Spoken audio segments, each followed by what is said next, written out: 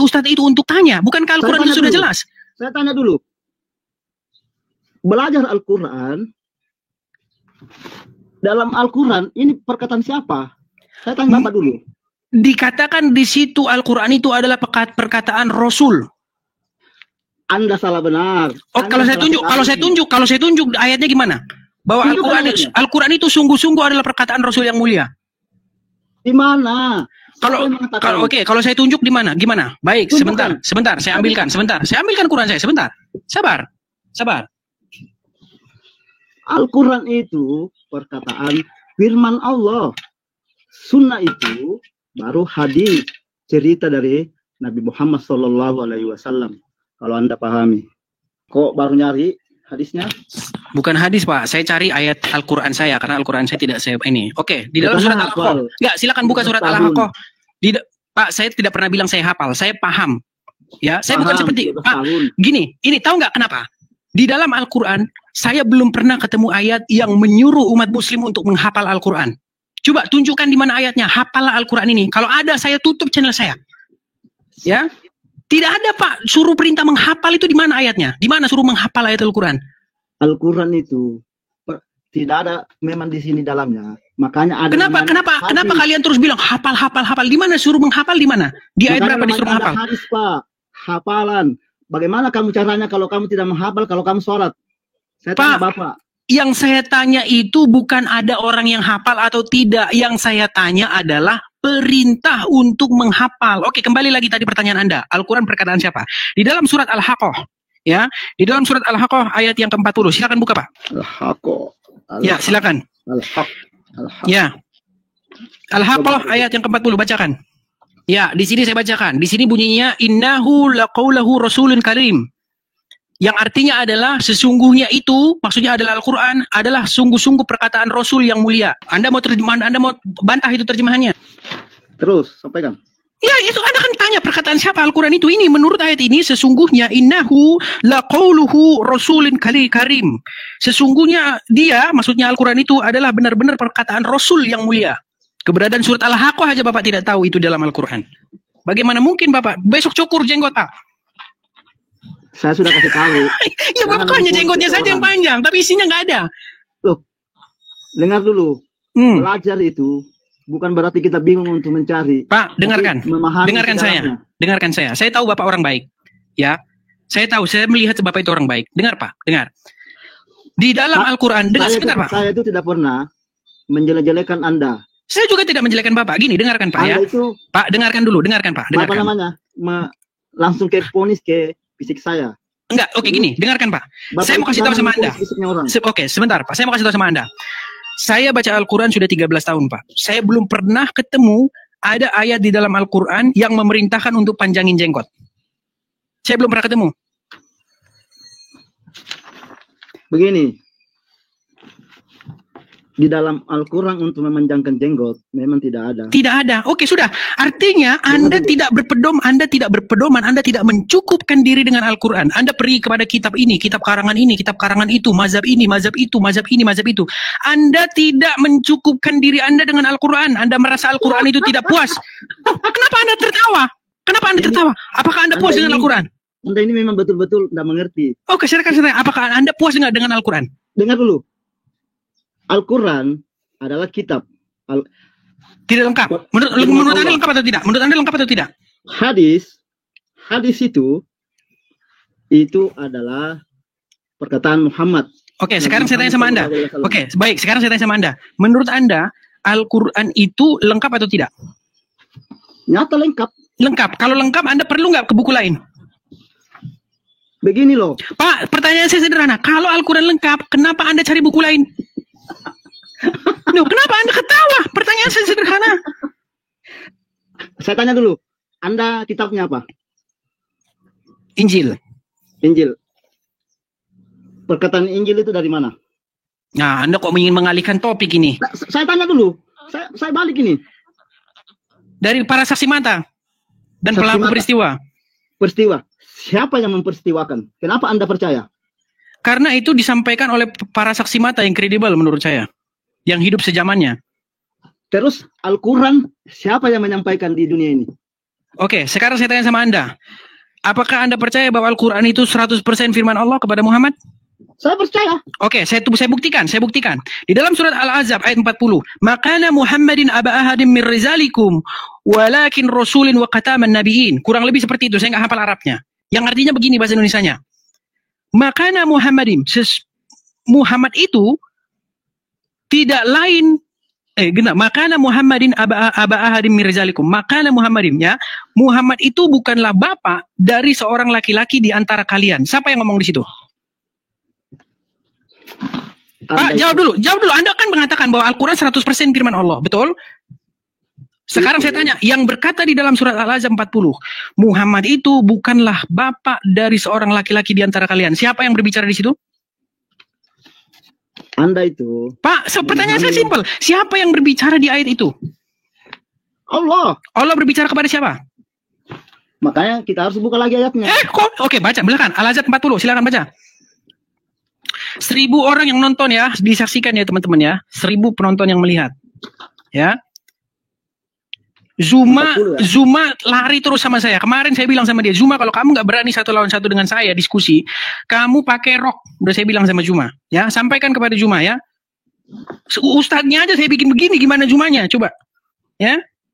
Silakan Al-Ahzab 40.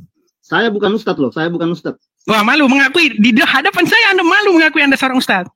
Saya nggak pernah bilang ustadz. Adakah saya pernah bilang ustadz? Oke, baik. Anda sudah tidak berani ngaku ustadz depan saya. Silakan. Saya tanya dulu, adakah saya masuk di sini saya bilang ustadz? Dari penampilan Anda seperti ustadz. Saya sudah dari tadi bilang, jangan lihat penampilannya orang. Baik, silakan Al-Ahzab 40. Saya berpenampilan begini karena saya mentaati hadis dan kitab karangan manusia, betul? Sunnah Rasulullah. Ya, dan yang dikarang oleh kitab manusia, betul? Kok dikarang oleh manusia? Oke, jadi kitab-kitab hadis itu karangan siapa? Buatan siapa itu? Saya tanya dulu Anda. Anda percaya dengan Injil dari karangan mana? Oke lah, kembali fokus. Nanti kita fokus ke mana-mana. Kalau Al-Ahzab 40 tadi silakan. Kalau Anda bilang Al-Quran. Kok kamu mau terus sorot saya, terus saya nggak mau sorot Anda. Boleh, oke. Lanjutkan dulu biar kita tidak lari, Pak. Anda tadi bilang. Siapa Anda itu memang? Oke, baik, Pak. Saya ingin supaya kita fokus dulu. Nanti kalau kita turut-turuti, dari mana Anda mempercayai Injil itu? Dari apa yang tertulis? Saya mempercayai Al-Quran itu dari Muhammad. Oke, sekarang kita buktikan kalau memang benar Al-Quran itu 100% firman Allah kepada Muhammad. Tolong jelaskan kepada saya secara logis. Di dalam surat Al-Ahzab ayat 40 ini, siapa yang sedang berbicara dan kepada siapa dia bicara? Silakan. Ini Makana Muhammadim aba ahadim mir rizalikum walakin rasulin wa khataman nabiyyin. Muhammad itu bukanlah bapak dari seorang laki-laki di antara kalian. Siapa di situ yang bicara, Pak? Dengar dulu. Muhammad bukanlah bapak dari seorang di antara kalian. Oke, siapa di situ yang ngomong? Yang ngomong di situ siapa, Pak? Akan tetapi dia adalah utusan Allah. Oke, stop di situ. Siapa yang bicara di situ? Tuhan yang menyampaikan. Oke, dia ngomong sama siapa? Tuhan ngomong sama siapa di situ? Tunggu dulu. Al-Ahzab 40, Pak. Ya tahu, saya sudah baca. Muhammad itu bukanlah bapak dari salah satu laki-laki di antara kalian, tetapi dia siapa yang ngomong di situ? Yang dia sampaikan kepada. Enggak, yang ngomong di situ siapa, Pak? Yang ngomong di situ siapa tadi, Pak bilang? Sebentar. Tadi Anda katakan bahwa yang bicara di situ adalah Allah. Allah lagi bicara sama siapa? Dia menyampaikan kepada golongan-golongan orang. Berarti dia tidak berfirman kepada Muhammad. Dia tidak berfirman kepada Muhammad. Al-Ahzab Anda tahu artinya nggak? Pak, dia ngomong sama siapa? Tadi Anda bilang Al-Quran itu firman Allah kepada Muhammad. Sekarang saya tanya. Dia menyampaikan kepada golongan-golongan. Berarti bukan kepada Muhammad? Bukan kepada Muhammad? Orang yang bersekutu. Enggak, bukan kepada Muhammad berarti? Dengar dulu. Dengar dulu gimana lagi Bapak ini? Saya tanya bukan kepada Muhammad. Al-Ahzab itu artinya golongan-golongan orang yang bersekutu. Oke, di situ tertulis makana Muhammadim aba ahadim mir rizalikum. Muhammad itu bukanlah bapak dari seorang laki-laki di antara kalian.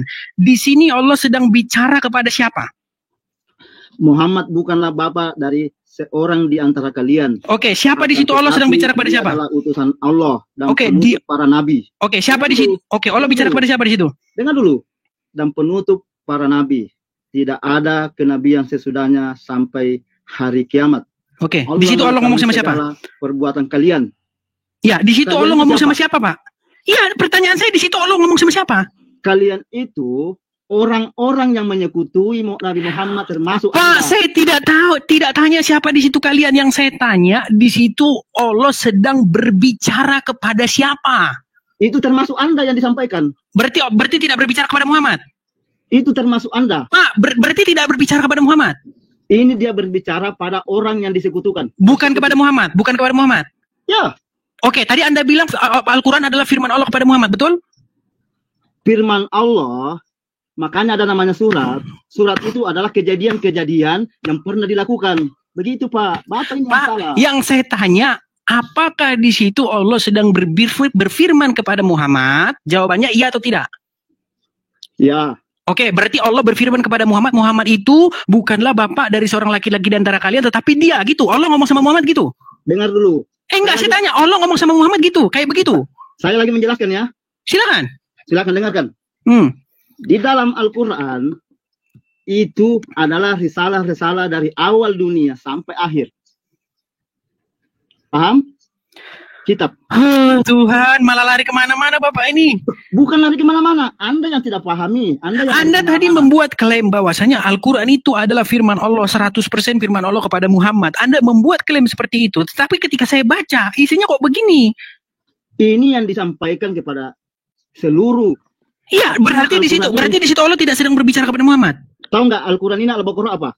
Ayat surat. Aduh, lari-lari Bapak ini kemana-mana. Al-Baqarah itu artinya sampai betina, Pak. Anda yang lari-lari.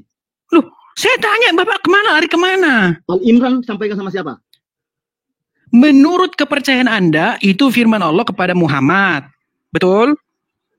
Oke, sekarang saya tanya, di dalam surat Al-Ahzab ini, dikatakan, makana Muhammadun. Muhammad itu bukanlah bapak dari seorang laki-laki di antara kalian, tetapi dia adalah Rasul dan penutup para nabi. Pertanyaan saya, apakah di sini Allah sedang ngomong sama Muhammad? Ini Al-Quran seperti menyampaikan, anggaplah seperti kita semua di sini, menyampaikan semua kepada umat manusia, seperti itu. Oh, Pak Tolha. Ayatnya ini disampaikan kepada manusia, bukan kepada Muhammad. Diturunkan kepada Nabi Muhammad. Oke, jadi Allah ngomong sama Muhammad. Oke, jadi Allah berfirman kepada Muhammad, Muhammad itu bukanlah bapak dari seorang laki-laki di antara kalian, tetapi dia ya, bukan Anda ya, adalah Rasul dan berarti Muhammad ada dua di sini. Ada Muhammad yang lain? Tidak ada. Terus dia ngomong dia adalah Rasul. Allah ngomong sama Muhammad, dia Muhammad adalah Rasul gitu. Susah mau dijelaskan orang yang tidak mengerti, yang tidak paham. Kepala saya juga pusing, Pak. Pusing malah. Saya malah pusing, apa namanya? Susah mau dipahami Anda ini. Oke lah, dikasih dulu dia koin pemirsa biar dia nggak pusing. Dan juga jangan lupa nih, dikasih juga koin biar saya nggak pusing di Bapak. Saya nggak butuh. Saya cuma membela apa yang Anda sampaikan, apa yang Anda jelekan. Saya juga bukan ustadz. Tapi saya bukan ustadz. Tapi Anda sudah lebih pintar. 13 tahun memahami Al-Quran, tapi saya tidak memahami Al-Quran. Memang 13 tahun, Pak. Saya kasih tahu. Kenapa banyak di antara kalian yang tidak paham Al-Quran? Saya kasih tahu apa penyebabnya. Ini riset saya, Pak. Perhatikan. Kalian lebih banyak menghabiskan waktu menghafal Al-Quran, membaca bagaimana cara membacanya dengan benar, tajwidnya, qol-qolanya, ya, lafadznya. Habis waktu Anda baca di situ, Pak. Itulah kenapa Bapak tidak paham Al-Quran. Sementara saya menghabiskan waktunya bukan untuk belajar qol-qolah, bukan untuk belajar tajwid, bukan untuk belajar bagaimana lafadznya supaya Arab, supaya harus begitu. Saya tidak ada waktu saya habiskan seperti itu. Itulah kenapa saya lebih paham Quran daripada Anda.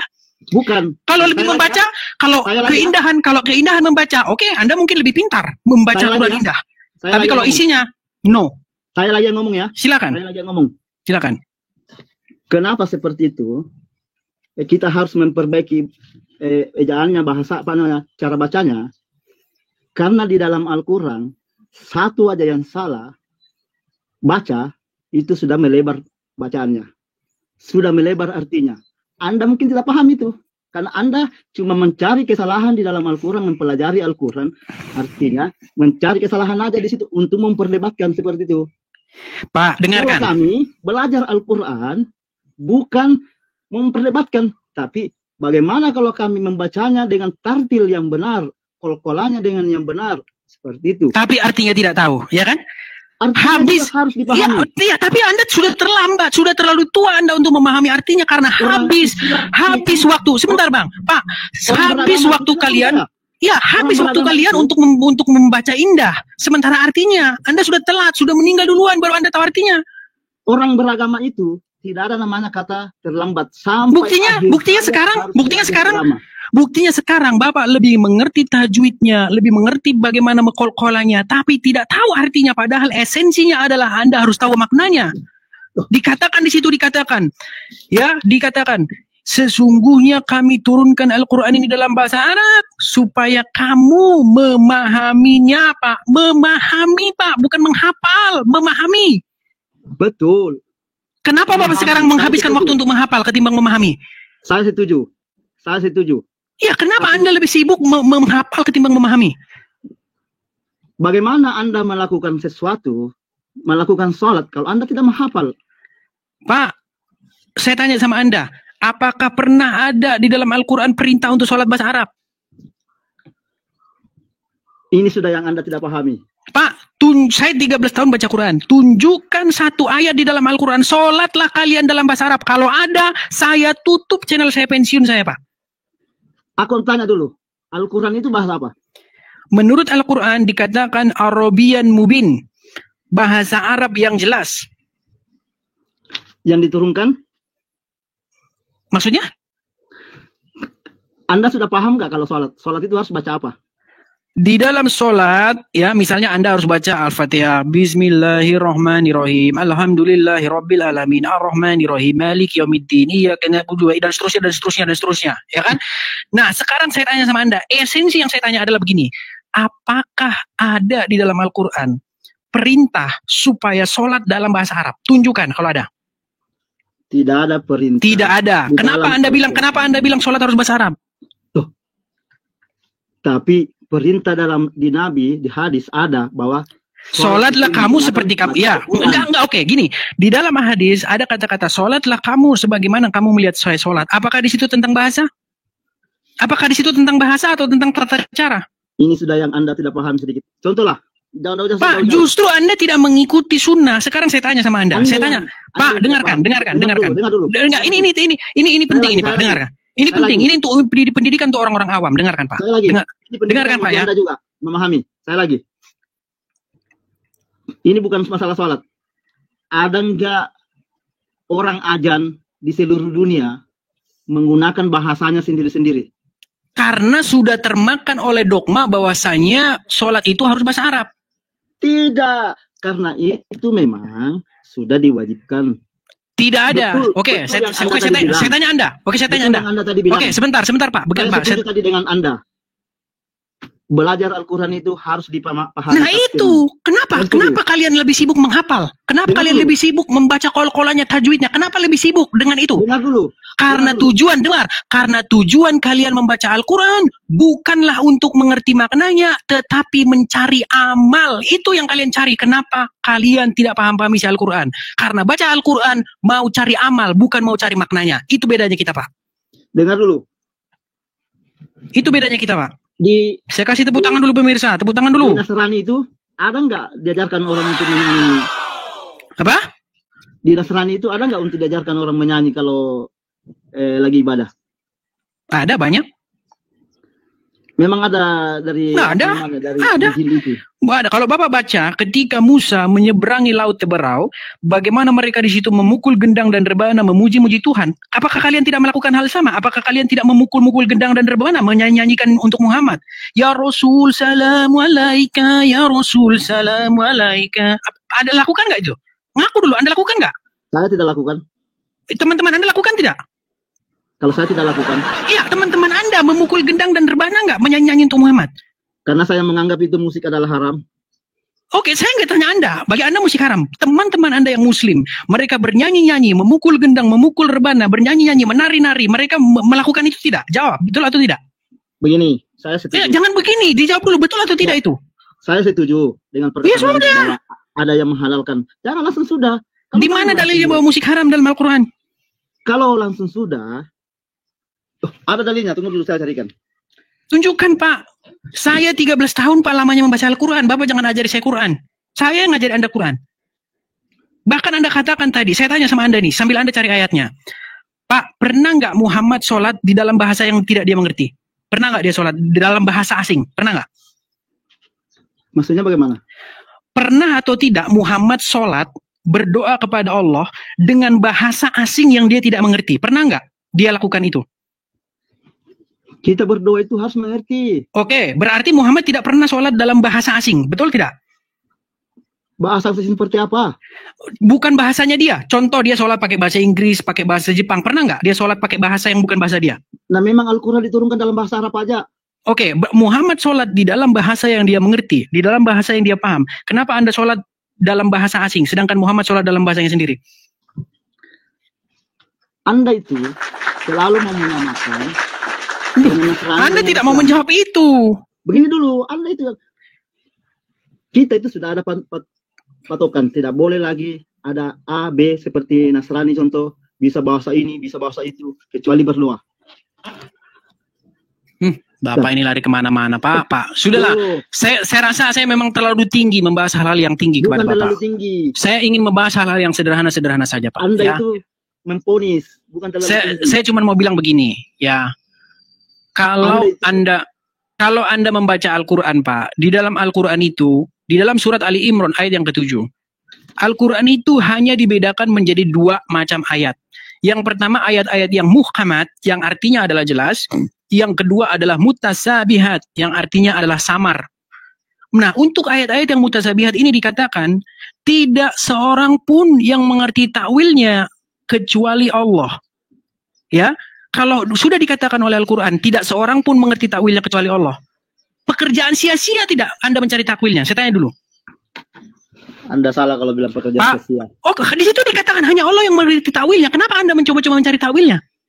Takwil apa itu? Takwil dari ayat-ayat yang mutasabihat.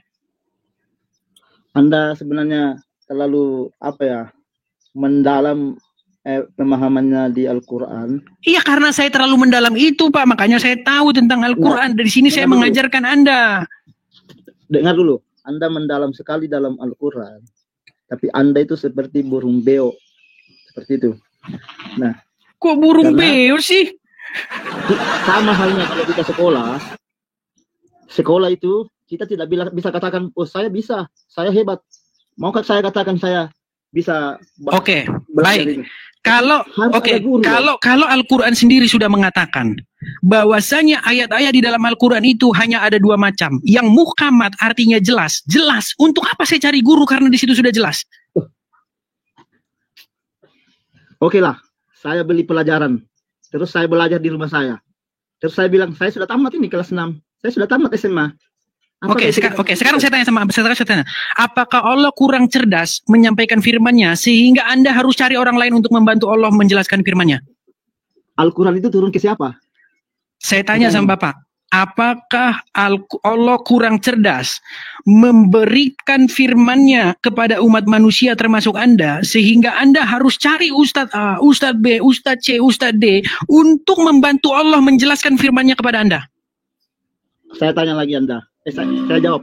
Bukan saya tanya. Apakah ini dari kecil kita sudah memahami yang namanya Al-Quran? Wah, Bapak ini gimana? Bapak kayaknya harus diganti nih dengan Bapak Ustadz yang lain ini. Gimana? Bukan diganti. Silakan kalau mau diganti. Tapi Anda itu... Iya, tapi Anda gimana kalau begini terus? Nggak ada kualitas. Bukan nggak ada kualitas. Anda itu yang tidak berkualitas. Tidak berkualitasnya di mana? Apakah kita dari kecil sudah mengerti yang namanya agama? Kalau masih kecil tidak. Sampai umur berapa kita mengerti? Sampai dewasa mungkin. Dari mana kita harus mengerti? Ketika kita membaca buku itu sendiri. Apakah Anda dari seorang Nasrani dari kecil tidak pernah belajar? Belajar? Siapa yang ngajarin? Kalau dari kecil karena keinginan belum terlalu kuat, mungkin dari guru-guru sekolah minggu. Setelah dewasa, saya tidak belajar lagi dari guru sekolah minggu. Saya baca langsung Injilnya. Sama seperti Anda juga. Ketika Anda malas, Anda tanya sama orang. Tapi ketika Anda sudah rajin, Anda langsung ke sumbernya, ke Al-Qur'annya, Anda baca itu.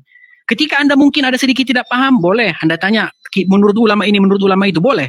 Tapi yang ingin saya kasih tahu kepada Bapak, di dalam Al-Quran tidak pernah ada ayat yang bilang begini, kalau kamu mau paham Al-Quran ini, kamu harus baca kitab tafsir Ibnu Katsir ya, kamu harus baca kitab Jalalain ya, kamu harus pergi ke ulama ini ya, kamu harus tanya si ini ya. Tunjukkan ayatnya Pak, di mana? Jangan lari Pak. Terjeda loh, Bapak terjeda. Apa begini? Kita itu belajar, makanya itu Nasrani berubah-ubah kitabnya. Aduh, Bapak ini termakan opini Pak. Di dalam Al-Quran dikatakan, jika kamu ragu-ragu terhadap apa yang kami wahyukan kepadamu, maka tanyakanlah orang-orang yang membaca kitab sebelummu. Surat Yunus ayat yang ke-90 kalau tidak salah Pak. Kalau tidak salah tolong diralat ya. Jika kamu ragu-ragu tentang apa yang kami wahyukan kepadamu, maka tanyakanlah orang-orang yang membaca kitab sebelum kamu. Kenapa Bapak tidak percaya ayat Al-Quran? Kenapa Bapak malah tanya kepada orang-orang yang sesudah Al-Quran turun, bukan sebelum Al-Quran turun? Harusnya kalau Bapak percaya Al-Quran, tanya sama ahli kitab yang sudah membaca kitab sebelum Al-Quran. Bukan tanya kepada para ulama yang membaca kitab sesudah Al-Quran turun. Padahal suruh ditanya kepada yang sebelum, bukan kepada yang sesudah. Anda bagaimana? Tidak percaya kepada Al-Quran. Anda lebih percaya kepada omongan ini, omongan itu, pendapat ini, pendapat fulan yang semuanya mereka saling cakar-cakaran.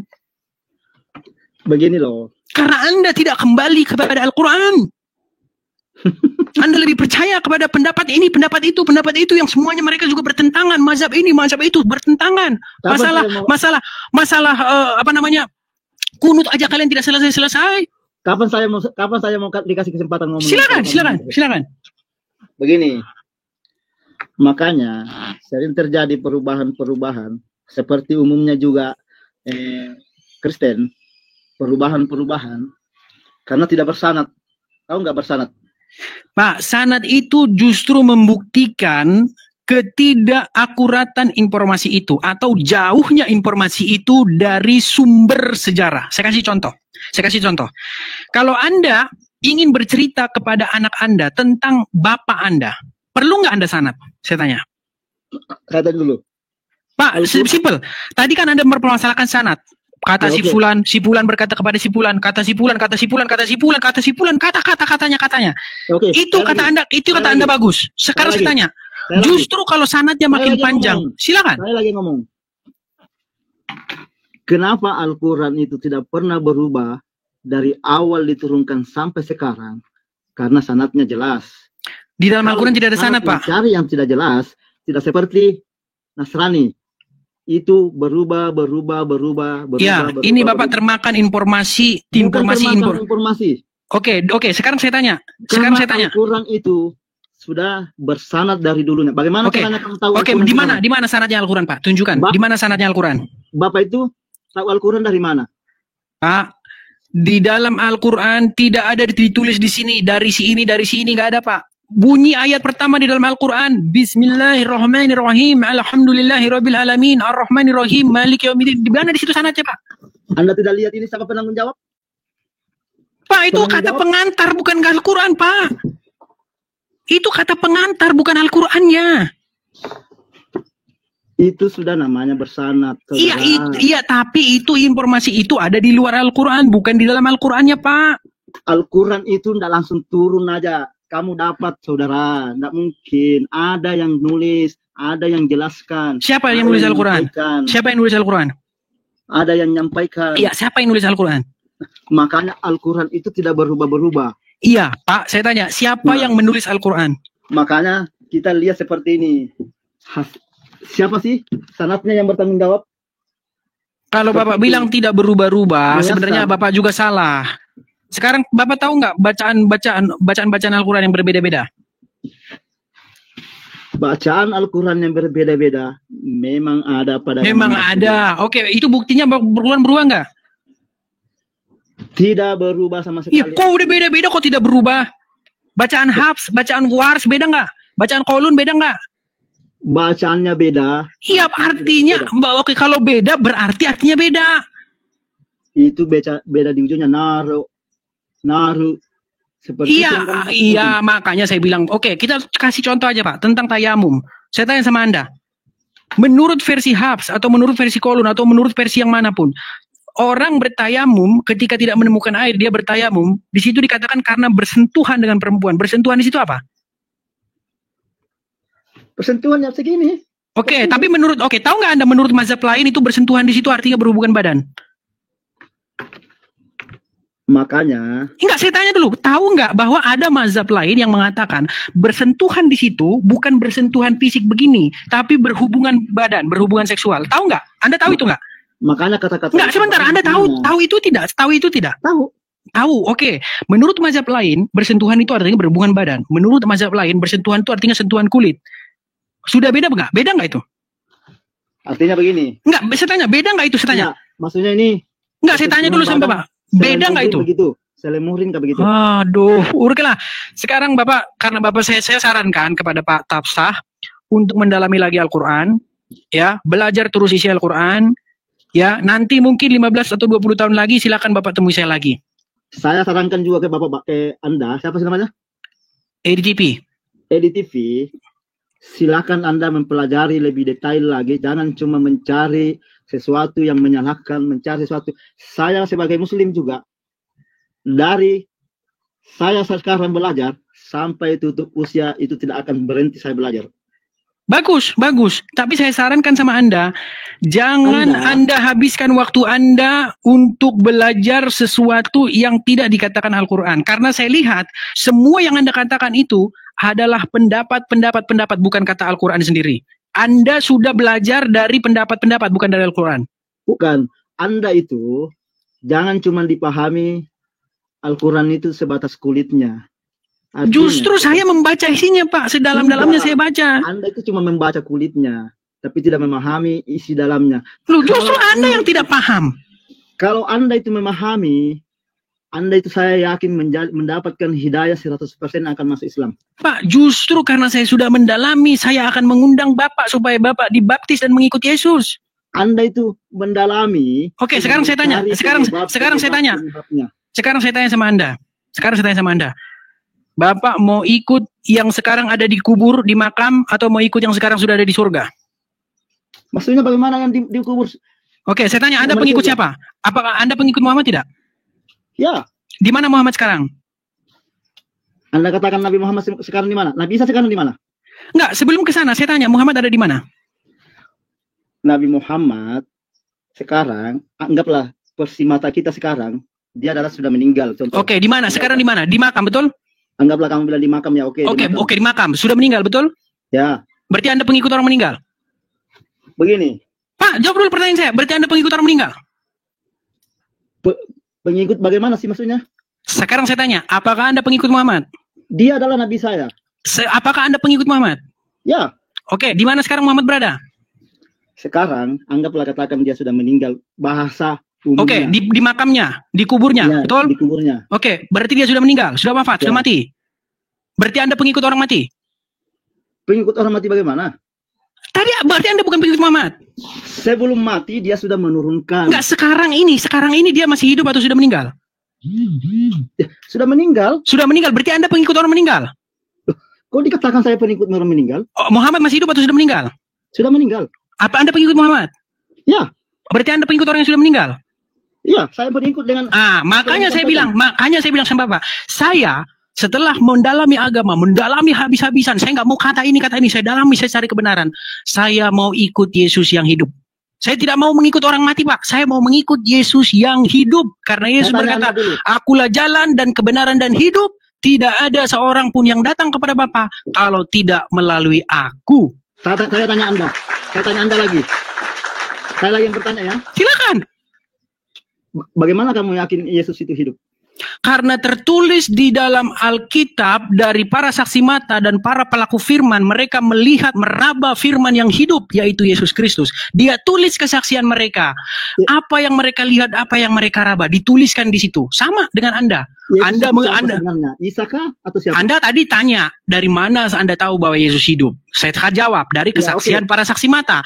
Sekarang saya tanya Anda, dari mana Anda tahu Muhammad mati? Juga dari keterangan para saksi mata, Ya, dari para sahabat, dari apa yang menulis keterangan-keterangan sahabat di situ dikatakan bahwa dia sudah meninggal. Sekarang faktanya, dengar sebentar Pak. yakin Kak? Faktanya, Pak, jangan bicara keyakinan. Gini, dengar. Apa yang tertulis di dalam Bible, yang ditulis oleh para saksi mata, bahwa Yesus bangkit naik ke surga. Apa yang ditulis oleh para sahabat, ditulis dalam kitab Sirah, ya, ditulis dalam Sirah Nabi Muhammad, dikatakan Muhammad meninggal, dimakamkan, dan dia sekarang masih wafat di kuburan, masih meninggal di kuburan. Anda pengikutnya, ya, Anda pengikut Muhammad, yang mohon maaf, Muhammad sudah meninggal. Saya pengikut Yesus. Ajaran bukan Muhammad. Bukan Muhammad. Ya, Nabi Muhammad yang menyampaikan. Oke, berarti Anda pengikut orang yang sudah meninggal. Betul. Oke, sudah. Berarti itu bedanya kita. Oke, itu bedanya kita. Kita saling menghargai. Itu bedanya kita. Anda pengikut orang meninggal, Anda pengikut orang mati. Saya pengikut Yesus hidup.